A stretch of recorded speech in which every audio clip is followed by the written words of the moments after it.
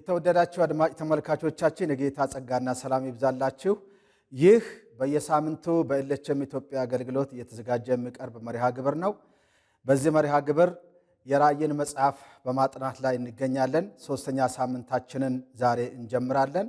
የራእይን መጽሐፍ ከምዕራፍ 1 እስከ ምዕራፍ 11 ያሉትን ክፍሎች ባለፈው ሳምንት አይተን ነበር። ከዚያ ቀጥሎ ያለውን ክፍል በአሁኑ ክፍለ ጊዜያችን ጠቅለል ባለ ሁኔታ በዚህ ሳምንት እንመለከታለን። ጌታም ይረዳናል። የሚመራን ጌታ መንፈስ ቅዱስ ታላቁ መምህራችን ከኛ ጋር አለ። ክብር ለጌታ ይሁን። ባለፈው ሳምንት ራእይ ምዕራፍ 1 እስከ 3 የቤተ ክርስቲያንን ዘመን ይወክላል። ምዕራፍ 4 እስከ ምዕራፍ 19 የመከራውን ዘመን ይወክላል። ምዕራፍ 20 እስከ ምዕራፍ 22 ሶስተኛው አብይ ክፍል ከታላቁ መከራ በኋላ በዓለም ላይ የሚከሰተውን ትንቢታዊ ክስተት ይወክላል የሚለውን አይተን ነበር። በሌላ አገላለጽ የራእይ መጽሐፍ 3 አበይት ክፍሎች አሉት። ለማጥናት ስንዘጋጅ ግልጽ እንዲሆንልን 3 ክልሎች አሉት የራእይ መጽሐፍ። የመጀመሪያው ከታላቁ መከራ በፊት ያለው 3 ምዕራፎችን ያካተተ የቤተ ክርስቲያን ዘመን ነው። የመጨረሻው ደግሞ ከታላቁ መከራ በኋላ ሊከሰት ያለውን የሚተነትን 3 ምዕራፎችን የያዘ ምዕራፍ 20፣ 21 እና 22ን የሚይዝ ክፍል ነው። ከመከራ በኋላ ያለው ዘመን በመሃል ደግሞ ሳንዱች የሆነው ታላቁን መከራ የሚተነትን 16 ምዕራፎች አሉት ከምዕራፍ 4 እስከ ምዕራፍ 19። ምዕራፍ 4 እና ምዕራፍ 5 ቤተ ክርስቲያን ወደ ሰማይ ተነጥቃ በሰማያዊ አምልኮ ውስጥ ተቀላቅላ እናያለን። ምዕራፍ 4 እና 5 እሱ ነው። ከምዕራፍ 6 እስከ ምዕራፍ 19 ያለው ቃል በቃል የ7ቱን ዓመት መከራ ክንውን የሚተነትን ነው። 7 የማኅተም ፍርዶች፣ 7 የመለከት ፍርዶችና 7 የጽዋ ፍርዶች አሉ። ከነዚህ የመጀመሪያውን ዙር 7 የማኅተም ፍርዶችን ባለፈው ጊዜ አይተናል። የዓለም ሕዝብ 1/4 የሚያልቅበት የሚደመሰስበት የጎግና ማጎግ ጦርነትም የሚከናወንበት ጊዜ እንደሆነ ባለፈው ሳምንት አይተን ነበር። ያቆም ነው 144,000 የአይሁድ ወንጌላውያን ታትመው በዓለም ሁሉ የመንግስትን ወንጌል ለመስበክ ይሰማራሉ። 2 ምስክሮችም ይህንን አገልግሎት ከፈጸሙ በኋላ ከጥልቁ የሚወጣ አውሬ ይገላቸውና እነሱም በትንሣኤ ወደ ሰማይ ይወሰዳሉ። ምዕራፍ 11 ላይ ይህንን አይተን አቆምን። አሁን ምዕራፍ 12 ላይ ወደ ታላቁ መከራ እኩሌታ ላይ ደርሰናል። ምዕራፍ 12 ስለዛ ነው የምናገረው። በሚገርም ሁኔታ ምዕራፍ 12 በሰማይም ሰልፍ ሆነ፣ ሚካኤልና መላእክቱም ዘንዶውን ተዋጉት፣ ዘንዶውም ተዋጋቸው፣ ነገር ግን አልቻላቸውም፣ ወደ ምድር ተጣለ። ዘንዶ ማለት ዲያብሎስ የቀደመው እባብ ሰይጣን ማለት ነው። ከመላእክቱ ጋር ተጣለና ከአየር ለመጀመሪያ ጊዜ ለቆ ወደ ምድር እንዲጣል ይገደዳል። በዚህ ጊዜ በታላቅ ቁጣ ዲያብሎስ ጥቂት ጊዜ እንዳለው አውቆ አሕዛብን በተለይ አይሁዶችን ያሳድዳቸዋል። በክፉ አካሄድ ወይም ደግሞ በታላቅ ቁጣ በምድርና በባህር ያላችሁ ወዮላቸው፣ ዲያብሎስ ጥቂት ጊዜ እንዳለው አውቆ ወደ እናንተ በታላቅ ቁጣ ወርዷልና የተባለው እዚህ ጋር ነው። ዳግመኛ ወደ ሰማይ ላይወጣ ወደ አየር ላይወጣ በምድር ለሚቀጥሉት 3 ዓመት ተኩል ወይንም ደግሞ 42 ወራት አይሁዶችንና አሕዛብን ክፉኛ የሚያስጨንቅ ምዕራፍ 13 ላይ እንደምናነበው 6 የተባለው የአውሬው ቁጥርም ስራ ላይ ሙሉ እዚህ ጋር ነው። በጥንቃቄ የመጽሐፍ ቅዱሱን ትንቢት በተለይም የራእይን መጽሐፍ እና የትንቢቱን አፈጻጸም በጥንቃቄ የምናጠና ከሆነ 666 እዚህ ጋር ነው የሚከናወነው። ሰይጣን አየር ለቆ ወደ ምድር ተሸንፎ ሲጣል በዛን ጊዜ ይከናወናል ማለት ነው። ታላቁ መከራ የተባለው እንደውም እጅግ የከፋውና የመረረው መከራ እዚህ ጋር ነው የሚመጣው። ራእይ 12 ጀምሮ እስከ 19 ባለው ክፍል 3 ዓመት ተኩል ቀረ። ቀደም ሲል 3 ዓመት ተኩል ምን እንደሚመስል ባለፈው ሳምንት ጥናታችን አይተናል። አሁን ቀጣዩ 3 ዓመት ተኩል ወይም የ7 ዓመቱ መከራ ሁለተኛው ክፍል እዚህ ጋር ነው የሚጀምረው። ሰማይ በአየር ውስጥ የሚሰለጠነው አጋንንት ወይም የክፋት መንፈሳውያን ሰራዊት ዲያብሎስ ሲጣል አንድ ላይ አየር ይጸዳል። መልአኩ ሚካኤልና ቅዱሳን መላእክት ተዋግተው አየርን ለቀው እንዲወጡ እንዲጣሉ ይደረጋል።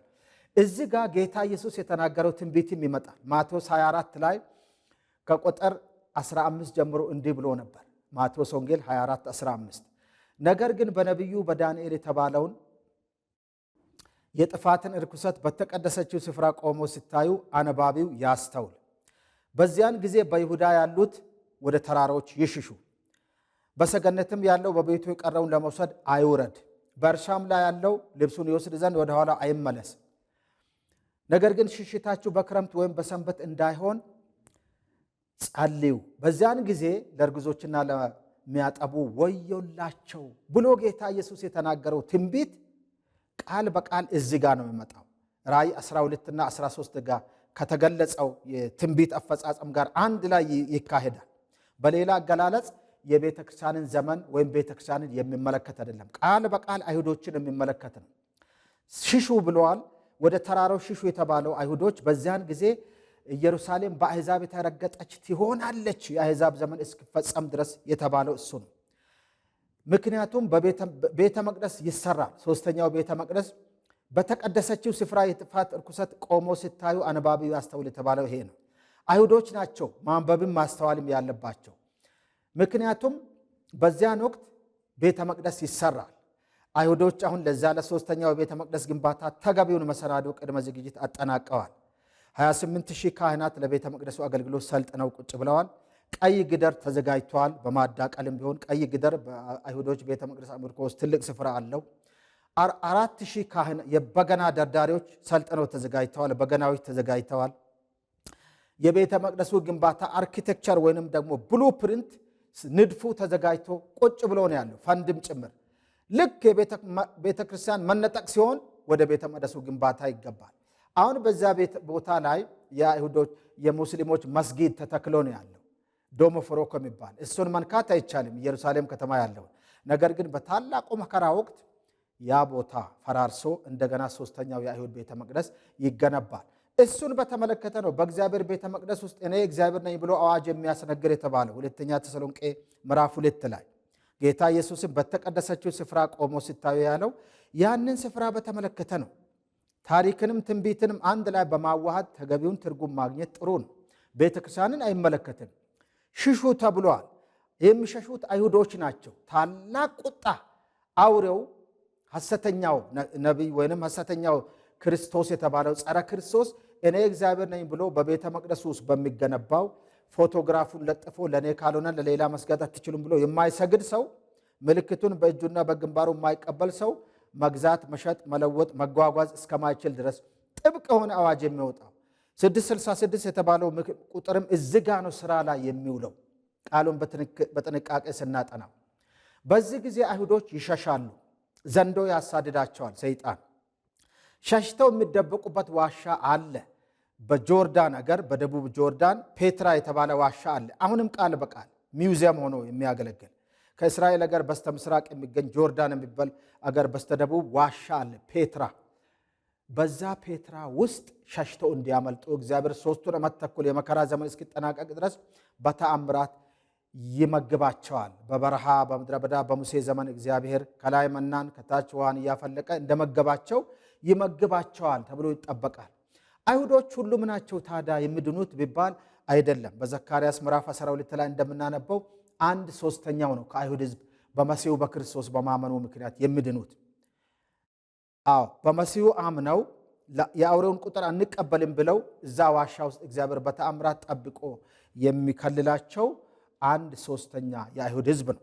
ትንቢቱ እንደዛ ነው ብሎ አይሁዳዊ ስለሆነ ብቻ ኦቶማቲካሊ አንድ ሰው ይድናል ማለት አይደለም። በክርስቶስ ማመን በወንጌል ማመን ግድ ነው። በዛን ዘመን በሚሰበከው የመንግስት ወንጌል አምነው የሚድኑ አይሁዶችም ከአሕዛብም ብዙዎች አሉ። በዛ መልኩ መረዳት ተገቢ ነው የሚሆነው። ስለዚህ በመከራው ዘመን የመጀመሪያው አጋማሽ ወይም 3 ዓመት ተኩል 7ቱ የማኅተም ፍርዶች ተጠናቀዋል። ጎግና ማጎግ ጦርነትም ተከናውነዋል። 1/4 የዓለም ሕዝብ አልቋል። እሱን ቀደም ሲል አየን። ቀጥሎ ሊከናወኑ ያሉት 7ቱ የመለከት ፍርዶችና 7ቱ የጽዋ ፍርዶች አሉ። እነሱም የዓለምን ሕዝብ የቀረውን የሚጨርሱ ናቸው። ይህንንም እንዴት እንደሆነ በሚቀጥለው ክፍል እናያለን። እንግዲህ ሰይጣን አየር ለቆ ለአንዴና ለመጨረሻው የወንድሞች ከሳሽ ተጣለ። እስከዛ ጊዜ ድረስ ጌታ ኢየሱስ የኛ ሊቀ ካህናት ሆኖ ጻድቅ ጠበቃችን ሆኖ የዲያብሎስን ክስ በአብ ፊት የሚቀርብብንን ክስ ውድቅ እያደረገ በእግዚአብሔር ቀኝ ያለው በዚህ ምክንያት ነው። ነገር ግን ከዚያ ጊዜ ሰይጣን አየር ለቆ ወደ ሰማይ ምንም አክሰስ እንዳይኖረው ተደርጎ ሲጣል ጥቂት ቀረው 3 ዓመት ተኩል ወይም 42 ወራት ወይም 1260 ቀናት ብቻ እንደቀሩት በደንብ ያውቃል። ወገኖቼ ሰይጣን የትንቢትን አፈጻጸም ከኛ በላይ ያውቃል። ስለዚህ ነው በሰይጣን እንዳንታለል ንቁ ተቃወሙ የተባለው። ሰይጣን ለክፉ ዓላማው ለመጠቀም ጥቅሶችን ይሸመድዳል፣ ትንቢትንም ያውቃል። 3 ዓመት ተኩል ብቻ ሲቀረው በሚቀረው የመጨረሻ እርምጃ ለመውሰድ ይተጋል። ለእኔ የማይሰግድ ለእኔ የማይገዛ መኖር አይችልም የሚል ጥብቅ አዋጅ ያወጣና 666ቱንም ተጠቅሞ እርሱን የሚያምኑት ምልክቱን የሚቀበሉት ለ3 ዓመት ተኩል በምድር ላይ ከእርሱ ጋር ሊከርሙ ይችላሉ። ታላቅ መከራ ጌታ ቀኖቹን ባያሳጥር ሥጋ የለበሰ ሁሉ ባልዳነም ነበር። ነገር ግን ስለተመረጡ ሰዎች ቀኖቹን አሳጠረ ብሎ ጌታ ኢየሱስ ትንቢት የተናገረው እዚህ ጋር ነው የሚመጣው። ቅዱሳን ታርደው ተደምስሰው ያልቃሉ። በ7ቱ ዓመት በሁለተኛው ዙር የሚለቀቁ 7 የመለከት ፍርዶች አሉ። መላእክት የሚነፉት መለከት አለ። እያንዳንዱ መልአክ መለከት ሲነፋ እጅግ ታላቅ አሁን ስነ ምህዳራዊ የሆነ መቅሰፍት ሊሆን ነው። ፀሐይ ትጨልማለች፣ ጨረቃም ብርሃኗን አትሰጥም። በቅዝቃዜና በውርጭ በቆፈን የሚያልቅ ሕዝብ ቁጥር እጅግ ብዙ ነው። የዓለም ውሃ ባህር፣ ውቅያኖስ 1/3 ደም ይሆናል። ሌላ መለከት ሲነፋ ቀጥሎ ደግሞ ውሃ በሙሉ ደም ይሆናል። ውሃ የተባለው የመጠጥ ውሃም ይሁን የባህር ውሃ እንዳለ ደም ይሆንና ሰው በረሃብ ያልቃል። ውሃ ካልተጠጣ እንዴት ነው የምኖረው? መለኮታዊ በቀል አሁን እየተከናወነ ነው። ልብ ማለት ተገቢ ነው። የተጻፈው ሁሉ እንዲፈጸም ይህ የበቀል ጊዜ ነው ተብሎ የተጻፈው ቃል እየተፈጸመ ነው።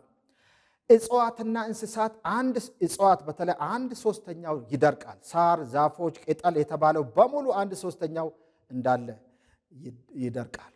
ከቆይታ በኋላ እጽዋት የተባለው በሙሉ ይደርቃል። የሰውና የእንስሳ ሕይወት ምድራዊ ሕይወት በእጽዋት የተደገፈ ነው። እጽዋት የምግቦቻችን ምንጭ ናቸው። ነገር ግን እጽዋት ከደረቀ እንዴት ነው መኖር የሚቻለው? ይህም በመለኮት የታዘዘ ነው። ይህም ብቻ አይደለም። ከጥልቁ የሚለቀቁ መናፍስት አሉ። እግዚአብሔር ኃጢአት ላደረጉ መላእክት ሳይራራላቸው እስከ ፍርድ ቀን ድረስ እንዲጠበቁ በጨለማ ጉድጓድ ያሰራቸው ሁለተኛ ጴጥሮስ 2:4 ላይ እንደምናነበው የይሁዳ መልእክትም ላይ እነዛ በጥልቁ ውስጥ ታስረው ያሉ ወደ 200 ሚሊዮን የሚሆኑ አጋንንት ይለቀቁና የዓለምን ሕዝብ እጅግ ክፉኛ ያስጨንቃሉ። እንደ ግንጥ እየተናደፉ ብዙ ሰዎችን ያስጨንቃሉ። የሚገርመው ሞት ይሸሻል። በዚህ ጊዜ ለ5 ወራት ክፉኛ የዓለምን ሕዝብ ያስጨንቃሉ። እነዚህ 200 ሚሊዮን የሚሆኑ አጋንንት ከጥልቁ የሚለቀቁት በዚህ ጊዜ ሞት ይሸሻል። ተራሮች በእኛ ላይ ውደቁና ሰውሩን፣ ከሚመጣው ንጉሥ ቁጣ ማን ያድነናል ብለው ሞትን ይመኛሉ።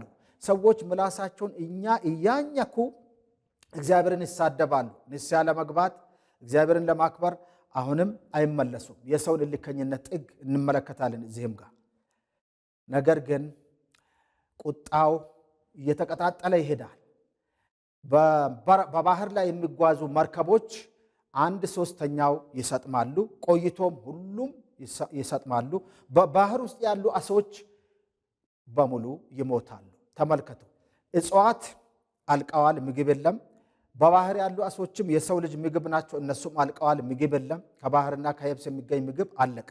ማን ነው መኖር የሚችል በዚህ ጊዜ? ተመልከቱ፣ የማህተም የመለከት ፍርዶች በዚህ አይነት የዓለምን 1/3 ሕዝብ ጨርሶ አለቀ ማለት ነው። 1/3 የዓለም ሕዝብ በሁለተኛው ዙር 7 የመለከት ፍርዶች አለቀ። ይህም መለኮታዊ መሪሃ ግብር መሆኑን ልብ ማለት ተገቢ ነው። አሁን የዓለም ሕዝብ 1/3 አልቋል፣ 2/3 ቀረ፣ ወይንም 50% አለቀ። የማኅተም ፍርዶች 1/4 የዓለም ሕዝብ ጨረሰ። የመለከት ፍርዶች 1/3 የዓለምን ሕዝብ ጨረሰ። አሁን 50% ቀረ። በዚህ ጊዜ የኤፍራጥስ ወንዝ ይደርቃል። በተለይም በራእይ ምዕራፍ 16 ላይ እንደምናነበው የመለኮታዊ ቁጣ ጽዋ ፍርዶች ሊለቀቁ ነው። የመጨረሻው ዙር ሶስተኛው ዙር ባለ 7 ነጥብ የቁጣ ጽዋ ፍርዶች ቫያል ጃጅመንትስ ወይም ቦል ጃጅመንትስ የተባለው የቁጣ ጽዋ ከመለኮት የሚፈስበት 7 ቁጣ ጽዋ ፍርዶች ይከናወናሉ። በዚህ ጊዜ የአርማጌዶን ጦርነት ሊጠናቀቅ ነው። 7ቱም ዓመት ሊጠናቀቅ የ7ቱም ዓመት ታላቅ መከራ ሊጠናቀቅ ጥቂት ቀረ። የኤፍራጤስ ወንዝ ማለት ከደቡብ ሩሲያ ተነስቶ መካከለኛ ምስራቅን፣ ቱርክን፣ ሶሪያን፣ ኢራቅን፣ ኢራንን እያዋሰነ ፋርስ ባህር ውስጥ የሚገባ ወደ 3000 ኪሎ ሜትር ገደማ የሚሆን ሰፊና ጥልቅ የሆነ ረጅም ወንዝ ነው ኤፍራጤስ ወንዝ። ከዘፍጥረት እስከ ራእይ ድረስ ባለው መጽሐፍ ቅዱስ ክፍል የተጠቀሰ ነው። የኤፍራጤስ ወንዝ ይደርቅና የጦር ሜዳ ይሆናል፣ የጦር አውድማ ይሆናል። አሁን በዚህ ጊዜ በተለይ የምስራቁ ከሩቅ ምስራቅ የሚመጡ ነገስታት ከቻይና፣ ከህንድ፣ ከደቡብ ሰሜን ኮሪያ፣ ከኢንዶኔዥያ፣ ከአውስትራሊያ፣ ከጃፓንና ከሌሎች ከኤፍራጤስ ወንዝ በስተ ምስራቅ ያሉ አገሮች ሩቅ ምስራቅ አገሮች ነው የሚባሉት። እነዚህ ተሰልፈው ይመጣሉ። ከምን? ከበጉ ጋር ለመዋጋት። በጉ ክርስቶስ ነው። አሁን ራእይ 19 ላይ ጌታ ኢየሱስ ዳግመኛ ተመልሶ ሊመጣ ነው በታላቅ ኃይልና በታላቅ ክብር። የራእይ መጽሐፍን ከሌሎች የመጽሐፍ ቅዱስ ትንቢቶች ጋር በማዋሃድና በማዛመድ ነው የምናጠናው።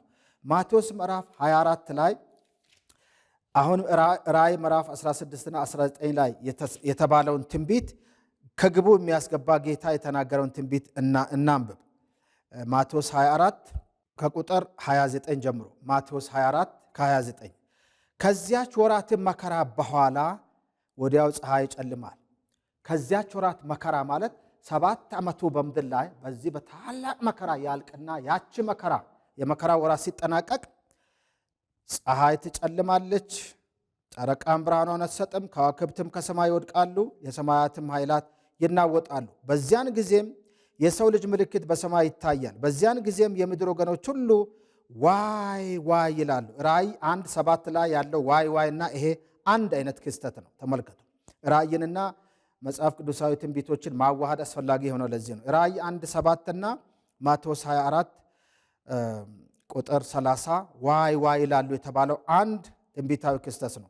የሰው ልጅንም በኃይልና በብዙ ክብር በሰማይ ደመና ሲመጣ ያዩታል።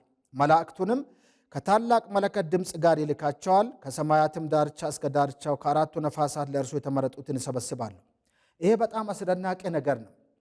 የሚሰበሰቡ ከሞቱ ከእልቂቱ የተረፉ ጥቂት ቅዱሳንም ወይም ሰዎችም አሉ ማለት ነው። ሁሉም እያዩት ዋይ ዋይ መጣብን ብለው የመጨረሻ የመረረ ለቅሶ ያለቅሳሉ። በተለይ አይሁዶች ይህን ሁሉ ዘመን መሲሁን የገፉት አሁን እየመጣባቸው ነው። ነገር ግን ስለ መሲሁ ነው እያለቀሱ ያሉ ስላልተቀበሉ ይህን ሁሉ ዘመን ስለገፉት። ነገር ግን ንስሐ ገብተው ሲያምኑበት ሊያድናቸውም ጭምር ነው የሚመጣው መሲሁ ኢየሱስ። ስለዚህ ሲመጣ ከታላቁ መከራ መጨረሻ ላይ አርማጌዶን ጦርነት ይከናወናል። ራእይ ምዕራፍ 16 ቁጥር 16 ላይ ነው ይሄ አርማጌዶን የተባለው ቃል አንድ ጊዜ ብቻ የተጠቀሰው። ራእይ ምዕራፍ 16 ቁጥር 16 እንዲህ ይላል፣ በዕብራይስጥም አርማጌዶን ወደሚባል ስፍራ አስከተቷቸው። የመጨረሻ የአርማጌዶን ጦርነት ነው። አርማጌዶን ማለት የመጊዶ ተራራ ማለት ነው። ትርጉሙ ከሁለት የዕብራይስጥ ቃሎች የተገኘ ህብር ነው። የቦታ መጊዶ ማለት ቦታ ወረዳ ነው፣ ሸለቆ ነው። የኢዝራኤል ሸለቆ የሚለው እሱን ነው መጽሐፍ ቅዱስ።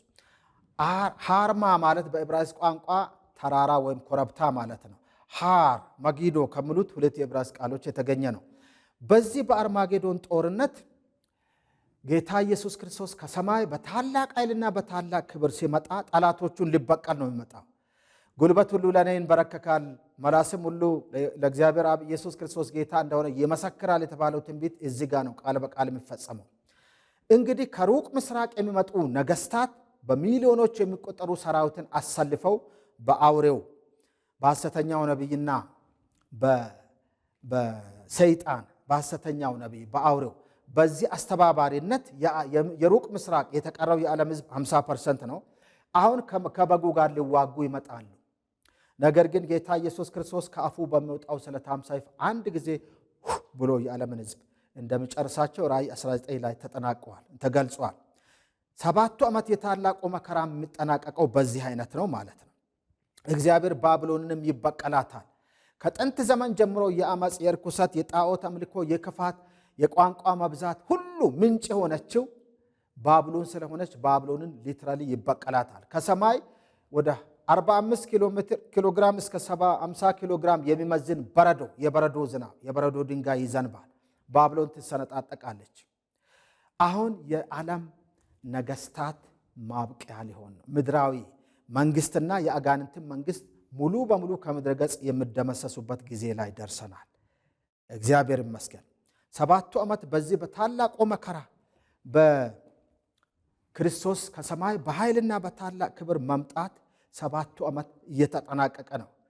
ክርስቶስ ኢየሱስ በራእይ 19 ላይ የበጉ ሰርግ በሰማይ ከተጠናቀቀ በኋላ በታላቅ ኃይል፣ በታላቅ ክብር፣ በታላቅ አጀብ እንዲሁም ደግሞ በሁለተኛ ተሰሎንቄ ምዕራፍ 1 ቁጥር ከ6 ጀምሮ ባለው ክፍል በተጻፈው መሰረት ይመጣል።